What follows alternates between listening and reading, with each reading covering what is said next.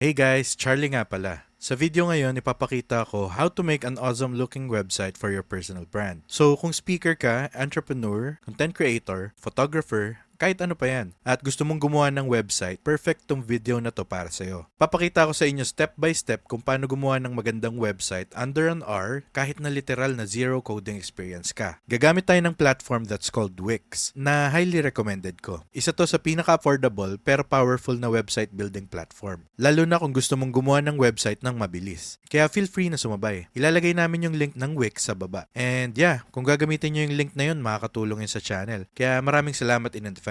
Yun yung way para makagawa kami ng ganitong tutorials para sa inyo ng libre. Kaya maraming salamat ulit. So again, kapag kinlik nyo yung link sa baba, mapupunta kayo sa exact page na to, kaya makakasunod kayo habang ginagawa ko yung website step by step. So una, ilalagay mo yung email address mo. So, lagay natin dito. Click Start Now. Pwede tayong gumawa ng account gamit ang Google, Facebook, or Apple ID. Pero para sa video na to, gagamitin ko yung email ko. Pagkatapos nito, ilalagay ko yung password ko, tapos click Sign Up. Now, tatanungin ka ng ilang series of questions para makapag-decide si Wix kung anong templates ang pwede para sa website mo. So, sasagutin natin to, pero syempre, pwede nyo tong skip anytime na gusto nyo. Ilagay natin yung pangalan ng website natin. Sa akin, ilalagay ko Charlie Chang. Kunwari, speaker. Tapos, ipapakita nila kung ano yung recommended nila. For this one, try natin yung professional CV. Click Next. Ilagay natin yung pangalan ng website. Magre-recommend to ng mga pwede para sa atin. Check natin kung meron tayong gustong idagdag sa website. Tulad ng blog, kunwari. Pwede nating idagdag yung Instagram feed natin. And yeah, click next dito. Mapupunta tayo sa dashboard natin. Ngayon, pag nasa dashboard na tayo, ito yung control center natin. Makita nyo lahat ng reports, marketing SEO, at mga contracts mula forms. Since pinili natin yung portfolio and blog, nandito yun. Kung gusto nyo gumawa ng blog post, madali lang din. Punta lang kayo dito,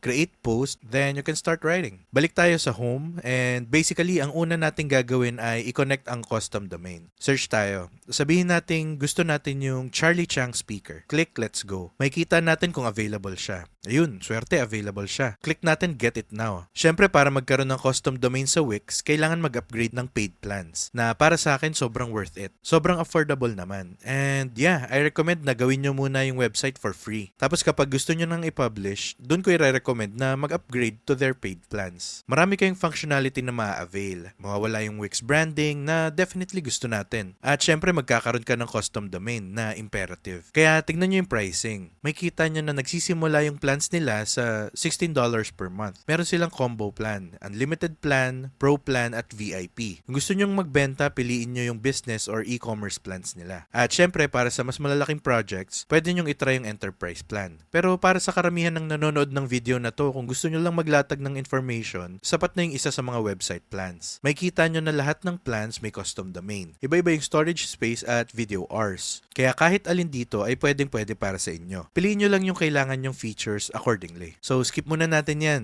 Para sa video na to, since tutorial video lang to, basta kung talagang gagawa ka ng published website, kumuha ka ng paid plan. Balik tayo sa home. So now, start na natin gawin yung website natin. Ito na yung fun part. At dito nyo makikita kung gaano kadali gamitin yung Wix Website Builder. So para mag-start mag-design, click natin yung design site. Tatanungin ka dito kung paano mo gustong i-design yung website. Meron silang dalawang options. Yung una, si Wix na ang bahala na gumawa ng site para sa'yo. Maganda to kung literal na wala ka talagang oras. Pero syempre, konti lang pwede mo i-customize. So para sa karamihan sa inyo na nanonood, mga 95%, click Customize a Design Template. So click natin yung Pick a Template dito. Mapupunta tayo sa templates ng Wix. Ito yung isa sa magandang part ng platform na to. Meron silang napakaraming professional looking websites na literal na lalagyan mo na lang ng pictures at text mo, magkakaroon ka na ng very professional looking website na kung ipapakustom mo, talagang libo-libo pa ang magagastos. So scroll down tayo dito. Tignan nyo kung meron pa kayong gusto. I recommend na maglaan ng ilang minutes, tignan nyo yung iba't ibang templates at piliin yung talagang match sa vibe ng personal brand mo. So kunwari nagustuhan na natin to. Pwede natin i-click yung view, tignan natin ano itsura. Sa tingin ko maganda to. Click natin tong edit this site. Mapupunta tayo sa Wix website editor na sobrang dali gamitin at maraming iba't ibang function na sobrang dali gamitin, maraming iba't ibang function at mga bagay na pwedeng i-add. Dito pwede din tayong magdagdag ng elements. Pwede tayong magdagdag ng iba't ibang sections. Pwede tayong gumawa ng bagong pages o mag-remove. Pwede natin baguhin ang overall site design, magdagdag ng ibang mga apps na pag-uusapan natin mamaya at pwede ding i-manage ang media. So una, punta tayo sa pages and menu. Makikita nyo dito, meron tayong home at article sa header. Kunwari gusto nating magdagdag ng About Me section, right? Tingin tayo dito, tas kunwari gusto natin tong isa. So, click natin Add Page. Magdadagdag to ng bagong page na pwede nating i-rename. So, pwede nating tawagin tong kunwari, About Me. Tas, click Done. Pwede nating baguhin yung order ng menu dito. Kung gusto mo pangatlo to, ilagay mo dyan, and vice versa. Pwede din natin i-click yung tatlong dots dito. Tingnan yung settings. Pwede nating i-assign to as homepage or i-hide sa menu. Pero, hayaan muna natin yan. Balik tayo sa homepage. Tas, kunwari gusto nating baguhin yung color scheme. Pwede nating click Change Section Background. Dito pwede nating piliin yung iba't ibang backgrounds na kasama sa Wix. Pwede nating palitan yung kulay. Kunwari, gusto natin ganito. Palitan din natin yung text. Siyempre, ilalagay natin yung pangalan natin. So, lagay natin. Kung ayaw mo ng font na to, pwede mong i-highlight tapos palitan mo ng kahit anong gusto mo. Tapos pwede mo ding palakihin. Gawing bold, depende sa'yo. Siyempre, palitan natin yung photo. Click mo lang Change Image. Dito, pwede nating i-drag and drop yung mga files na gusto nating ilagay. Kunwari, gusto natin tong photo na to. So, select, i-drag natin dito, mag-upload yan. From there, pwede nating i-click yung Choose Image at ilagay ito dito. Siyempre, pwede nating i-crop, i-enhance, lagyan ng filters, kahit anong gusto natin. Pwede din natin i-link to sa ibang page, depende sa'yo. Basically, indicator to na dito mo dapat ilagay yung pinaka-importanteng text at information sa loob ng dalawang lines na to. Kasi sa ibang browsers, sa ibang screen resolutions, magbabago-bago at gagalaw to. Kaya ayaw nyo na may important details na nasa labas ng lines na to. So, gawin natin tong medyo mas maliit at ang pwede natin gawin ay i-click yung edit text, gawin natin ganito. Kung medyo malaki yung picture, pwede nating i-drag ng ganito. Tapos lagay natin kung saan natin gusto. Okay, so pwede natin gawin ganito. I-center gamit yung purple line. Lagay natin dito ng konti. Okay, isang bagay na maganda tungkol sa editor na to ay pwede nating i-drag freely yung mga elements. Pwede nating baguhin ang position ng kahit ano. Pwede tayong pumunta dito, i-click yung Change Section Background, click Image, then pwede na tayong mag-upload ng media. Balik tayo dito. Select natin to. Click Change Background. Yan, napaka-cool nito. Medyo putol lang yung ulo ko, so pwede nating ayusin dito. I-position natin ng maayos. At baguhin natin yung text para mas madaling basahin. Punta tayo sa color, gawin nating white. Pwede ding i-delete kung ayaw natin. At kung gusto nating ilagay dito, pwede natin i-delete to. Yeah, paglaruan nyo lang. Okay, hindi lahat ng image mag-work ng maayos. Siguraduhin nyo na maganda yung scaling, lalo na pag ine-edit natin yung mobile site, na ipapakita ko mamaya sa video na to. Punta tayo dito sa About Me section, pwede nating palitan to. Madali lang. Kunwari gusto natin magdagdag ng section dito. Punta tayo dito, click Add Section, at pili tayo ng mga templates na meron sila. Kunwari gusto natin ng call to action at pa-joinin sila sa newsletter. Select natin to, drag dito,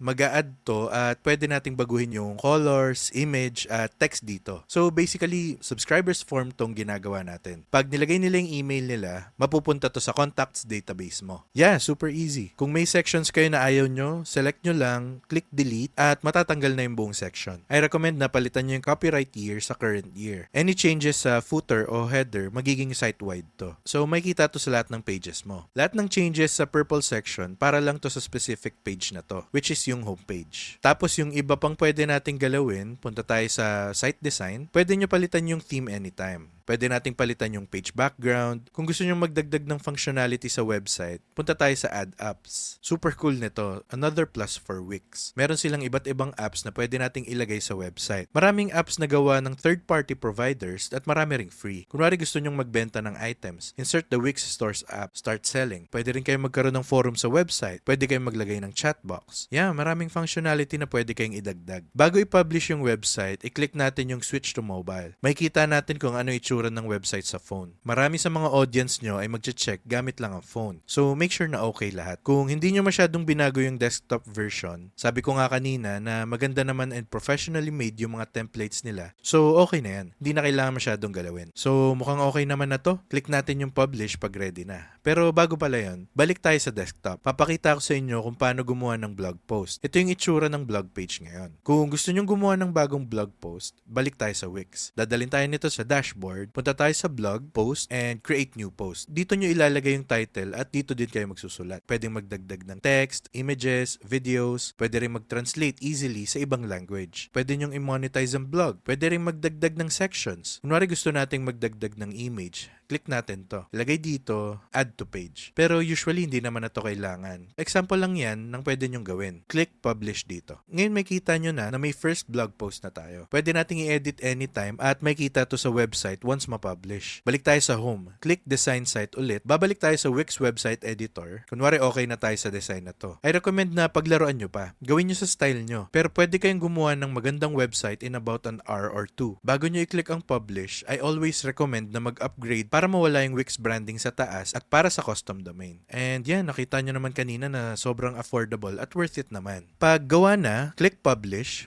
Ibig sabihin live na yung website. May kita na ng iba yung site mo. Click view site dito, may kita mo yung web page. Since free yung gamit natin, may maliit na ad sa taas. Overall, madali lang gumawa ng website for your personal brand. Pwede kayong gumawa ng new pages, magkaroon ng blog, maraming pwedeng idagdag sa website gamit ang Wix. So yeah, that's basically how you build a personal brand website on Wix. Yung link ng Wix nasa baba. Pag ginamit nyo yung link, makakatulong yun sa channel para makapaglabas ng free content. So yeah, thanks in advance. Ito yung step-by-step tutorial kung paano gumawa ng website. Mahaba na yung video kaya hindi ko na na-cover lahat. Pero as you can see, super intuitive. Pwede nyong matutunan ng Wix in 30 minutes, in 1 or 2 hours, gamit ang templates, meron na kayong magandang website. Focus nyo yung time nyo sa pagbuo ng personal brand at content. Yun ang mahalaga. Pero syempre, kailangan nyo pa rin ng website para sa personal brand nyo. Kung nag-enjoy kayo sa video, hit like at mag-subscribe for more content. Maraming free guides at tutorials dito sa channel. Thank you so much at takit sa next video.